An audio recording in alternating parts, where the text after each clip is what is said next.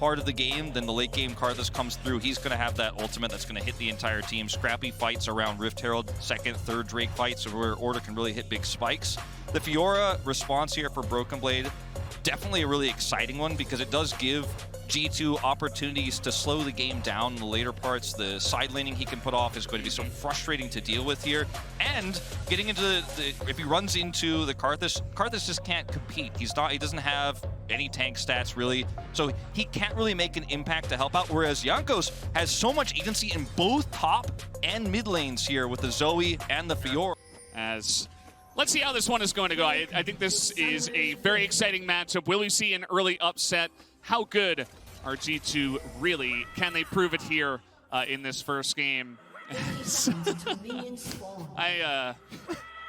don't think there are any nerves, you know. I feel like personally, you know, the narrative we do sometimes as casters, we're like, oh, it's their first international event. Like, they could be nervous. There's a crowd. No, I don't think so. I'm just not feeling that right now. All right. Well, this is going to be a fun one. Whenever you get the Yone game, you know, a little bit of Aatrox, it does feel like the potential for things to go very wrong for G2 is high if things start off very well for Order, and if they end up winning that first Rift Herald fight, for example, that's one way that this game goes off the rails. But we will have to wait and see. Like, I don't want to predict how this game is going to go because the volatility of Order's comp is very high. Let's just say. No, that's that's very true, very apparent, and you know, no Alistair this time around, no flash onto the two of them.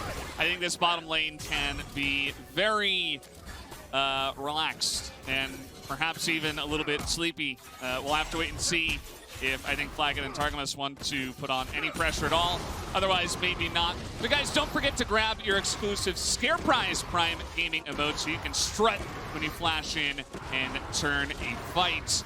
Definitely a very nice emote. Big fan myself. About negative damage from that trade, and now he's going in on BioPanther. Really able to get that weak spot as Kevy's still hanging around. Nice knock up to really shore up the trade. Otherwise, not would have looked too good for the side of Order, and Kevy comes up here and helps push to get BioPanther out of this lane. Broken Blade knows exactly what he's doing, though. He's trying to keep Kevy here for longer, take away his farming time, and he knows that if he can bait a few more of these fights or a few more of these engages from the Aatrox, they can actually then turn it, because Jankos is pathing towards the top side here. Order realizes rather, don't stay too long, back away. But that was really well played from Broken Blade. He could just catch the wave there under turret at no cost to him. And notice that even though bit of damage coming in, and that's the smite on top of it. First blood. Caps able to close the door early in this matchup. And that's Caps, I think he's looking at another kill here, but the minions are coming in and didn't quite have the cooldown on his Q ready just yet. He is still level 7. But it doesn't matter. He doesn't need the kill. He's already done so much damage in this lane. As you see, Corporal will just hop away with the plant. You feel the dominoes already beginning to fall a bit here. If Kevy was playing kind of assist and help out in these moments, Caps wouldn't be able to play like that. That's a nice trade, actually, as the ult comes out from Broken Blade, but it's a bit too little too late. BioPanther is able to outplay that. The riposte, I think, a little bit ill-timed. Yeah, a little bit. It led to his death. A little bit ill-timed. Kevy has level 6 as well here. This was definitely a setup play. Still have World Ender, so you are dead, mate. No commitment here from the bottom side of the map here for Order on Rift Herald, which is a bit puzzling considering I think this is one of the moments where Order's composition is at its strongest to fight for objective, and they just simply give it up. Yeah, I mean, Requiem not really going to be utilized here. You know, they don't throw it out because they're not willing to fight, and at the same time, you know, this dragon is eventually going to come up, but I think by that time G2 can just wait and push with the Rift Herald and take another dragon. So not only are they winning in lanes, they're taking all the objectives, and it's a bit of dominance already here from the side of G2. It really frankly is, and Jankos is going to get collapsed on. He is way too deep in here as he tries to heartbreak and flash away. Is it enough? No, the Requiem will come in, and it will be enough as they hand that kill over to Kevy on the Karthus. But it's not without cost. You know, the bottom side of the map here, Flaggett is going to get a plate, I believe, down there. And, you know, an important pick is, okay, here we go. Flash comes in, and that might just be enough. He is going to put that ultimate into the back of Caps and take him down in the 1v1, picks up his revenge. I feel like as we start to like pull the paper out to write the obituary. Let's get that in. We do have the Everfrost complete now for Caps, so he should be a lot safer in terms of, not taking a turret shot and then just dying 1v1. So that is a nice little benefit to him. Here's going to be the Rift Herald value. They give a lot of that over to Flagget, as he is going to be just loving it here on the Aphelios. Yeah. Not a lot of action for him so far, but he's very far ahead. Yeah, he really is. And it's going to be, it looks like, potentially an extra charge here. They're going to commit the bullet time to prevent that. Well, that's an ultimate down here. And with this wave push, the 4 wards that G2 had as well, so there's no wraparound, there's no flank potential here. They really thought of everything. There's just not a lot of opportunities for Order to punish this. We got Kevy coming in from behind. Broken Blade trying to get on in here to BioPanther as he is trying to hit those weak spots. He's got the healing, but he will be forced to flash over the wall anyway. And of course, with Kevy on the top side, G2 say thank you for the Drake. I really appreciate how Order tried to play this because they know there's absolutely no way that they can make a Drake play here with the bottom push, with all the warding and the positioning there of Jankos. So they decided to send Kevy topside here, but Broken Blade flashes over the big wall. He's totally fine. Fiora is very mobile in these types of situations. They're going to commit even harder here on topside, but the wraparound is real. This actually could be punished by G2. You see the rotation up from Targamas right now.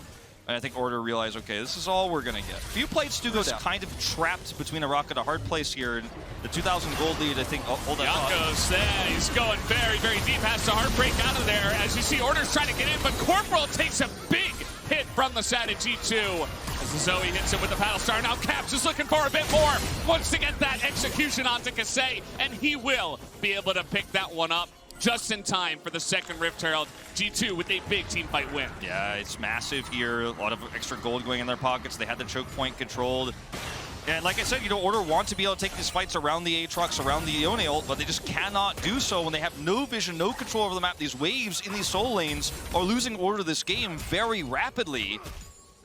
It's interesting also to see Puma is going for the Kraken Slayer build here. It's more common in our region to see the Eclipse as Corporal once again going to take a huge chunk of damage.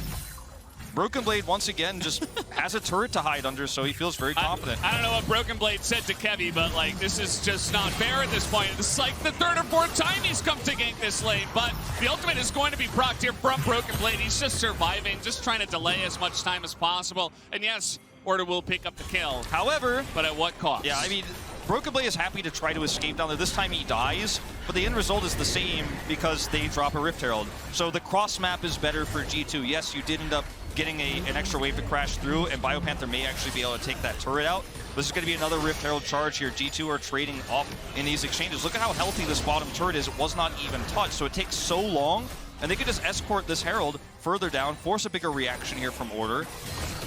And this leads to more vision control in the jungle. And it's just a compounding problem here for Order. And the first pick, Karthus, I think is really the biggest problem that we kind of have to zoom in on because it's just not enough trying to get on in here. Flagget's all alone, has to flash over the wall. He's going really deep for this one. He will pick up the kill and hop straight back as Kasei able to scoop up some of those kills that you wouldn't necessarily expect. I think he's playing this Yone very mechanically solid today. Yeah. He's going to need more than these isolated kills, though. He needs to have a big ultimate in an upcoming team fight for the sole point. Dude, Puma, he's got the Nikes on today. This is kind of crazy. He's dodging everything, and now trying to go a bit forward. Kevy looking for that extra damage, but not quite going to get him in Requiem range. That Will Pump is good at that? You don't have it. Now you don't have your jungler either. Yeah, okay. Goodbye, Karthus. You see, he is not going to elect to use the Requiem, and he will come up here in 25 seconds, but he will not be available for this dragon fight. So suppose he could Requiem when he does come back, but you can see that the amount of siege that G2 have as well, with just even Zoe and Aphelios from ahead, is enough to just control so much of this mid lane. Like, look at the vision. And they're going to take this dragon as well for free. It's actually quite insane, as Dragon is taken for free. A lot of damage into Kasei, but it's a nice little bait, and they bit the bait there as now the Requiem comes in. Caps is also going to go down. That's a couple of kills under the belt here of Order, just like that. It's extremely greedy from G2 to push that far into all the CC and the setup there with the Leona, obviously, and the Yone. But the vision control that's set up down here on the bottom side is actually just quite insane. This will lead to a mid-turret take. But these champions are starting to lose their power spikes, right? They're going to fall off in the later parts of the game, and that's the bigger concern. If the Yone ults had been big to lead to Order controlling Drakes and having, if they were the ones who were questioning your life decisions, your life choices, as we will have the Randuins here for Caps. Might help him out a little bit, actually, as the teleport is coming in. Kasei takes a lot of damage. Does go and proc that shield bow. Here comes Broken Blade. Will he actually dive the turret? Looks like the answer is no. Kasei does not have ult because he used it to escape. So Broken Blade might feel, you know, like maybe I could actually dive this and pull this off when this wave crashes through. But we'll think better of it. Is a level down as well in this map. Map control as a team. I think that's kind of what you have to do with this composition. As now they're looking to pull the trigger. Here comes the wobble combo. Targamas is just going to get 100 to 0'd. You see Agos and Flagon are like, well, nobody else is here. We're not looking to take these team fights, but this flew a little bit too close to the sun, and now 5v4. Order immediately going to get to work on this dragon. This is the type of team fighting that Order's comp is looking for. These scrappy fights, these isolated picks, and doing it right before an objective like this is how you can win games like this. They might just be able to do it. Huge damage over the wall, though, from Caps. Kevy is so low. Corporal trying to frontline, and a huge Flagon ultimate comes in. The AoE damage is just too large for the side of G2, but the Requiem from the grave is coming in. It's not quite going to be enough. G2 will be able to take down not only the entirety of Order, but the Baron as well, and they will even take down Fire Panther on the back side of this fight. Really nice read here from G2. You could also see the coaching staff as well. Very relieved, I think, with the scenario. Fire Panther, not enough lifesteal to survive through this one, so he's taken out. It's an Ace plus Baron buff here. Going over to G2, Flagon is already going to go ahead and take out an inner turret. So this Baron power play, the Red Bull Baron power play here in this game is going to be because of the big ultimate there. Yeah, he just Infernum's the entire backline after Caps set it up with the Palace Star, and it was enough to get the job done. So now looking to push in, already have a 4,000 Red Bull Baron power play. Of course, they're looking to push in to this base and get even more of this game. Yeah, this is one of those games that the control of the side lanes has led to so many problems for Order. And then the lead that G2 has now on the map and the Baron buff, that's 4,000 we're looking at right now, 4,200 nearly, means that like there's not one ward for Order like on the map. There's nowhere you could be. You have to sit in your base, and G2 are just going to demolish these turrets with the siege you talked about earlier. Kevy just stepped on that bubble. He's so far back, he'll be okay, but it's just the story of this game. Just means it's a free turret here. They're looking for a bit more as a 3-man knockup, actually, from Targamas on that Braum. And you can see Kasei, you know, he's trying to use some of that, those early skirmishes, some of that early gold that he was able to get, but it's not quite enough. Not sure what that was from Flaco. We're just going to pretend that didn't happen. But other than that, they get an inhibitor, and they should be able to pick up the Cloud Soul as well. It's very early on, 23.5 minutes into the game. Caps has a Void Staff. He's got 8 stacks of Dark Seal in this game. His Zonias is online. He can be places that the Zoe should be allowed to get. He can hit trouble bubbles. But again, I mean, I just want to like highlight the ward coverage once again. Yeah, you take the goal difference graph, and something happened there after 20 minutes. I'm sure you guys remember the Baron call one pick into thinking they can do it, and they have a Karthus. They have a lot of damage on the Baron, but just a little bit too early and a little bit too much poke damage from the side of G2 was all it took. It was a great fight, and I think Order got a little bit too far ahead of themselves on that one. So now Kasei is committing very heavily onto a fed Fiora, or at least a Fiora at all. Not very fed, but you know. Hullbreaker. Able to survive enough, right? She has Hullbreaker, she has a stopwatch. Yeah. You're not going to kill her. It's not going to happen. As Corporal will just die, and Broken Blade will be able to use that. Really nice knockup from the Aatrox. Biopanther really trying to make a case here to win this one towards the end, but with the Requiem coming out, we might get a kill here. Nope, not quite, as he will actually die before it goes off. And it's now G2 just cleaning up the pieces of the puzzle here. Flagon, really nice stopwatch. That's one to win my heart, indeed, as a stopwatch connoisseur myself. And that might just do it. Everybody on the side of Order goes down, and G2 are in the base.